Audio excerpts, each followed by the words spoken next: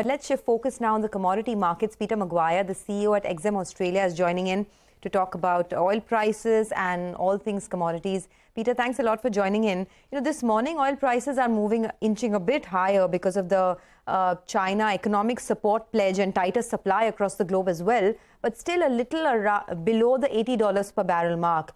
Do you think this could be the pivot, $80 a barrel on Brent for a while, or do you see the range shift a bit? Well, good morning, Sonia. A couple of things. I think it's had a nice rally to the upside. Also, take into mind where the US dollar's traded over the last week or so, and I wouldn't be surprised to see another leg up from here. So we're seeing a little bit of resistance around that 80 to 81 bucks, but I think there'll be further momentum to the upside, and I'll keep a close eye on US dollar, and let's see what happens as far as geopolitically, what's happening across the globe at the moment. So, yeah, I think it's going to be some interesting times ahead for crude oil. Upside risk, Peter. Hope you had a good day out there, in Australia. You could tell us, but what could that upside be? You see it go back towards $90? Well, might just well do, Nigel. I'm not suggesting you're going to be there soon, but over this summer period in the Northern Hemisphere, I wouldn't be surprised to take a 90 handle out.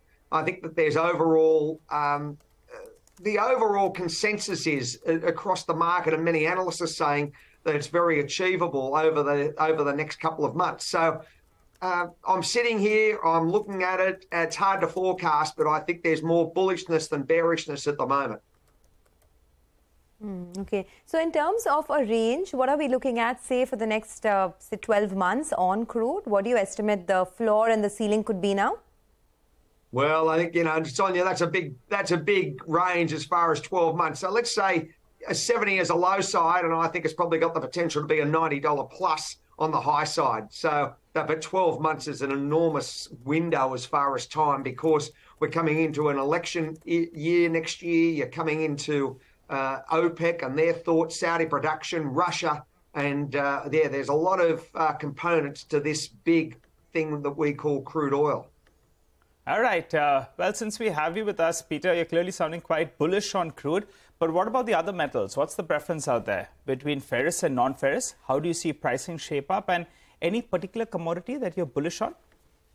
Well, I had a look at copper. I'm keeping an eye on that, and naturally some of the, the base metals. I just think that it's come back a little bit. We've given up some of that hot air from 8,800 back to about 8,700. So, 8,400, I should say. So some of that's come off. A couple of the other metals are interesting to note. I'm keeping a close eye, naturally, as an Australian on iron ore.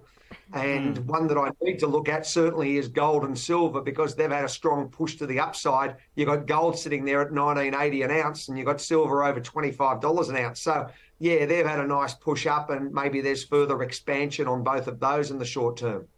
So copper and precious metals, both of them could, is something that you're a little bit more optimistic on. But Peter, what are you building in with regard to China?